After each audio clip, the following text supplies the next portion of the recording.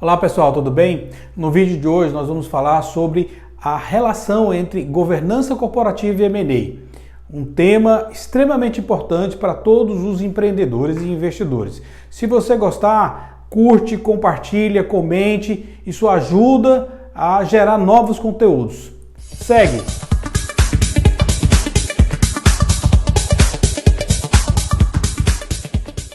Veja só, então por que o investidor, seja ele estratégico ou financeiro, considera tão relevante a governança corporativa? Ele está investindo capital para poder ter retorno, então ele tem uma relação risco-retorno muito acentuada. O investidor financeiro, como instrumento de investimento, ele detém capital que é de outros investidores nesse mercado. O investidor estratégico, ele está alocando capital com uma estratégia definida, por exemplo, de consolidação de mercado e outras, né, que nós já falamos em outro vídeo. Então, por que ele considera tão relevante, né? Ele precisa mitigar risco ao alocar capital naquele investimento. Mas para iniciar, acho que é importante nós falarmos ou comentar dos princípios da governança corporativa. A teoria traz 4 princípios da governança corporativa muito importantes para definir essa relação da governança. O primeiro princípio é a transparência. A transparência na relação entre sócios, a transparência na relação com o mercado, com instituições financeiras, com seus funcionários, para que haja confiança, né, do investidor ao alocar capital ou do mercado. O segundo princípio é a equidade. Equidade quer dizer tratamento justo. Então, numa relação, numa empresa onde tem vários sócios, por exemplo, ou vários acionistas, essa relação precisa ser justa de acordo com a participação de cada sócio no capital social da empresa. Então a governança preza por esse tratamento justo, igualitário sobre esse aspecto. O terceiro princípio é a prestação de contas. Numa relação onde o capital foi empregado para gerar lucro, gerar retorno, é necessário haver constantemente uma prestação de contas da empresa, dos seus executivos, do seu dirigente maior, com os seus sócios, para mostrar o desempenho da organização, como é que essa organização está se comportando em termos de resultado econômico, endividamento, investimento. Precisa haver uma prestação de contas. E o quarto e último princípio está relacionado com a responsabilidade social e ambiental. As empresas hoje estão valorizando e olhando para isso, mas muito impulsionadas pelo que o mercado de investimento está exigindo ou está apontando como uma missão para essas empresas. A empresa ela não pode só pensar no lucro de qualquer maneira, lucro por lucro, criando situações de riscos futuros, riscos ambientais, riscos sociais, e que acaba ficando para a empresa gerando algum tipo de dispêndio no futuro. Então, nós estamos falando de 4 princípios: transparência, equidade, prestação de contas e responsabilidade. Mas isso não é suficiente. Isso é a base para as boas práticas de governança. São elas são as responsáveis para uma boa governança, para uma governança que mitiga riscos, potencializa resultados e que alavanca, é como se fosse uma alavanca para a geração de valor da companhia. E aí são vários. Eu quero começar citando, né, planejamento estratégico.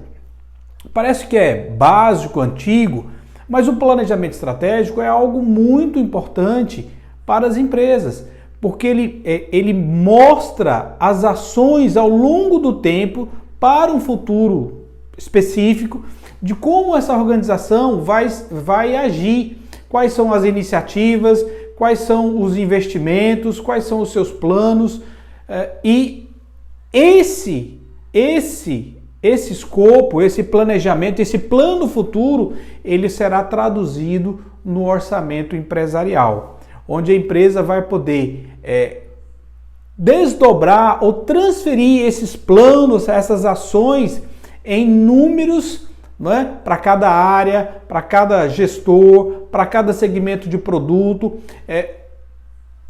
projetando o seu resultado, tanto econômico como financeiro, e a partir daí a empresa pode monitorar o seu desempenho entre planejado e realizado. Portanto, pessoal, o orçamento empresarial ele serve como base, né, para mostrar o desempenho financeiro almejado ao longo do planejamento feito. Mas é muito importante, já é uma outra boa prática, que é o monitoramento do desempenho da companhia. E aí eu estou dizendo monitoramento mensal, DRE, balanço, fluxo de caixa, endividamento, para comparar se aquilo que foi planejado está se conseguindo. E aí avaliar quais são as alternativas que devem ser tomadas para alcançar os objetivos traçados. Então, monitoramento também é uma boa prática.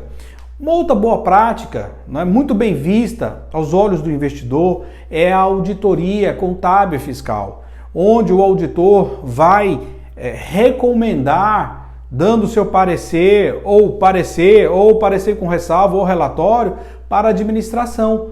E isso corrigindo, por exemplo, erros, distorções em termos de contabilidade, fiscal, tributário, ou mesmo no ambiente de controle da organização. Então, extremamente importante. Uma outra boa prática é o compliance.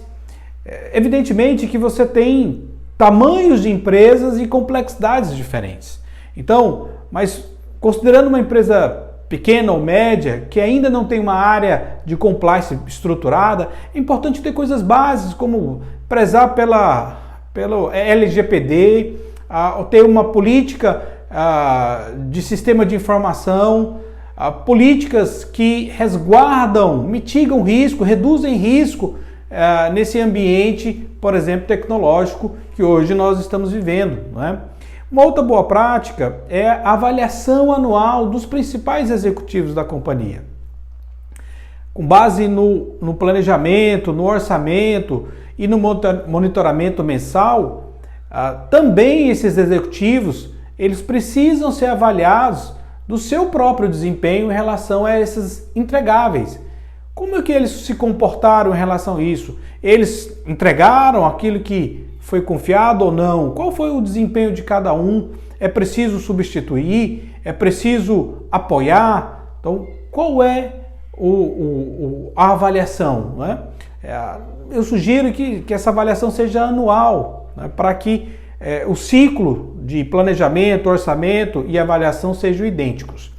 Uma outra boa prática é o acordo de sócio, cotista ou acionista.